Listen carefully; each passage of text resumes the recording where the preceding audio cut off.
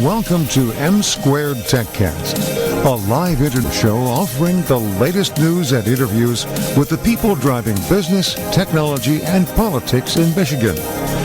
Now, your hosts, Matt Roush and Mike Brennan. All right, we're back on our special Cannabis Business show here on M Squared TechCast. I can do it. And so I have with me my guest host, Jason Resnick, who is the CEO of Benzinga, which does many things in financial news, and just started to get into marijuana business, cannabis, what, about a year or so ago, Yeah, right? the investing behind the cannabis and what's changing in the space. It's about a million people a month read that kind of content. No kidding. Yeah. That's amazing. Well, I mean, it's getting very popular out there. And so what our next guest is Jamie Cooper, who is the CEO of Cannabiz Connection. Are you with us, Jamie? I sure am. How are you? Well, this is our first show in the new TV studio, so we're still getting a few things worked out, so bear with us. Anyway, you're calling in from Muskegon, I believe, right? Grand Haven. Grand Haven, okay. And so let's talk a little bit about what Cannabiz Connection is. Talk about your background, how you got involved in this. I think you came from Colorado, didn't you? I did. I moved to Michigan about 5 years ago from Colorado. So I was in Colorado in 2014 when adult use cannabis went into effect. I was doing marketing in the ski industry there. And it was actually like housing affordability and the economy just like skyrocketing that just kind of forced me to move on. And the cost of living went through the roof in a tourist town like Breckenridge. And so we moved to Michigan to be closer to my husband's family. We have a special needs son. And so we needed to be close to family. And as soon as I got here, I started looking at trying to get my medical marijuana card. And as I was doing that, I started seeing the opportunity that existed as far as starting my own business and kind of gearing up to where we are right now. And I started a marketing company in the summer 2015, which eventually transitioned into Cannabiz Connection, which we launched January 2018. And what it is, it's a B2B business and networking and marketing platform, leads referral system. And so what we do is we work with our members to help refer them to the resources they need to be successful in their business. And we host networking events throughout the state every week in one of 7 different locations. Okay. So this is Jason speaking now. So you basically, when you started this thing, there's been a lot of stuff with the government, obviously, and then, the municipal authority. What do you do in terms of working with elected officials on this stuff? Well, so as we were in 2016 when the governor signed the MMFLA, I saw an opportunity for me in the form of going to municipalities and marketing to them and helping them really understand what they needed to do, what it meant for them, how much control that they can put on it. And because, as most of us are aware, the MMFLA and the adult use law gives municipalities a lot of control. I mean, they get to decide if they can be there operating, where they have to be, how many licenses that they're going to allow. And so there's so much power in the control of the municipalities. And I saw that as an opportunity. Spent 2-3 years going to municipalities throughout the state and just presenting them to them on behalf of licensees. And that kind of gave me it gave me a real feel for local politics and the amount of control and that's there. And so that's why I'm running for city council. My primary is tomorrow. Running for city council here in Grand Haven, and the whole goal is to help pave the way for others in 2020. 2020 is going to be a massive election year, and our industry really isn't going to go anywhere unless we open up some of these municipalities. And all it takes is changing one seat on that board, and once you do that, then that changes the entire conversation.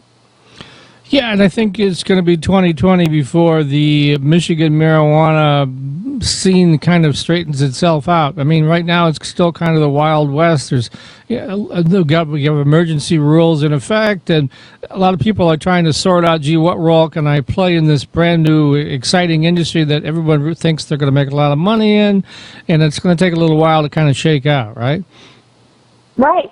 It really is. And right now, just all of us really have to be doing our due diligence to build relationships with current elected officials and help them understand it to the level that we understand it. We're the ones that are experts in this.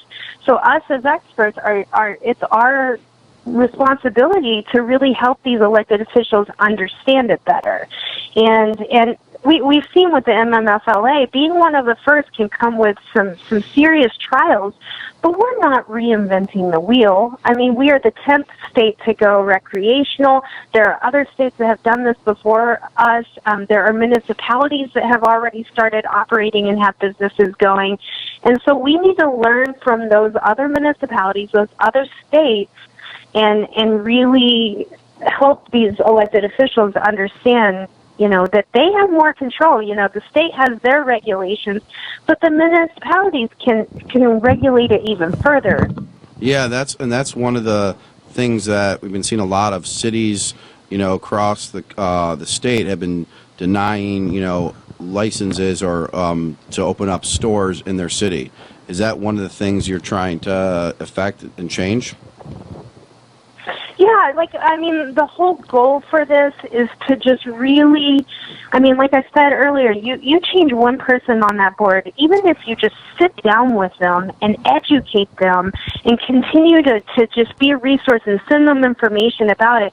If you change the mind of one person on that board, that person can then go educate the rest of the board. And sometimes that doesn't happen. Sometimes that they won't listen to you. Yep. And the way we change that is that we run for office. And if you have ownership in one of these licenses, one of these state-regulated licenses, you can't be an elected official. But there's nothing stopping us ancillary providers from running for office and being a part of our local government. Got it. And that's one of the big reasons you want to run for office, is to affect that change. Okay, got it. I had a lot of intention behind that. My background, like I said, is travel and tourism, and I live in a tourist town, so I have that background as well, with housing affordability and parking issues and vacation rentals and things like that come with some of the issues in my community. But, we just need to get more involved. Our industry really needs to get more involved, and I just want to motivate others to really consider doing that in 2020. There's a lot of seats that are going to be up, and there's a lot of opportunity for that. So, I just really want to see more people stepping up in our industry. So I guess we want to talk a little bit about the Proposition 3 and how it changed the voting process, right? Right. So before November, when we voted on Proposition 1, 2, and 3, Proposition 1 obviously was legalization, you would have to register to vote like 2 or 3 weeks before the election. Well, now that has changed. So now when someone wants to vote, they can go to their county or city clerk's office. They can register the day of the election, and they can cast their ballot by absentee. They don't have to say why they're choosing to do an absentee ballot, but they can do it, they can register to vote, do their absentee ballot that day, or they can just take their voter confirmation into their precinct and vote there. So that's a real game changer, because that's really going to help a different demographic come out and be a part of this, because especially when it comes to primaries, typically it's like 10 to 15% of the voter base votes. And most of those are the older generation that are stuck in that prohibition mindset. And so, I really want to encourage anyone to if there's a primary in their community tomorrow, to really consider registering to vote, and then casting their absentee ballot or showing up at their precinct. I have been reading studies, though, that baby boomers are actually really behind the whole idea of recreational marijuana? And maybe that's on a national scale. How is it in Michigan? Are you seeing that? Well, the baby boomers are actually the fastest growing demographic for cannabis consumption. That's what I thought. So, yeah. I mean, but like I said, some of them are just really terrified. They really believe that cannabis is this bad thing. And it's not until someone close to them or themselves become ill that they consider it as an option. And it really thinks that that's the case, and sometimes we don't look outside our box until we are looking at this illness straight in the face. And so I think the baby boomers are becoming more cannabis curious, and I think that it's our responsibility as business owners to really look at that demographic and start marketing to those people, because they're the ones that need it more than anyone. A lot of times they're the ones on a ton of different prescription medications. As we know, those states that have cannabis accessibility see a 25% decrease in opiate overdoses.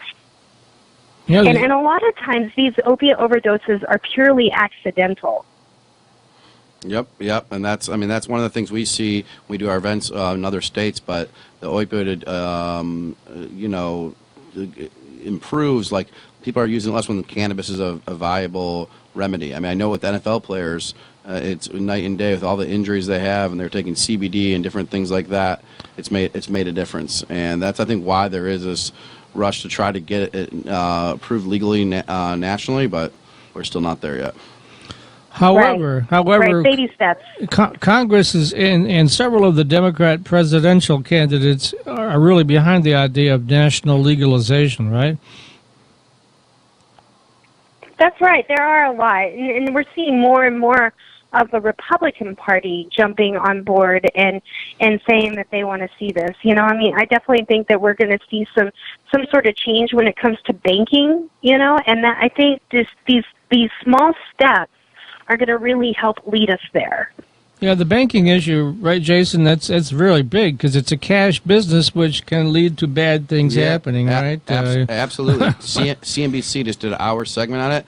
They came to one of our events and put us in the segment. But the banking thing is probably one of the most difficult things. There are some stores that accept credit card and they get it through, but 90% of these stores where you would buy even medical, it's a cash business, which makes it not the way of the future. And so they're really, until banking gets around to it, it's going to still be a tough business. I mean, it's to really grow and be accepted mainstream. Right. Yeah. So,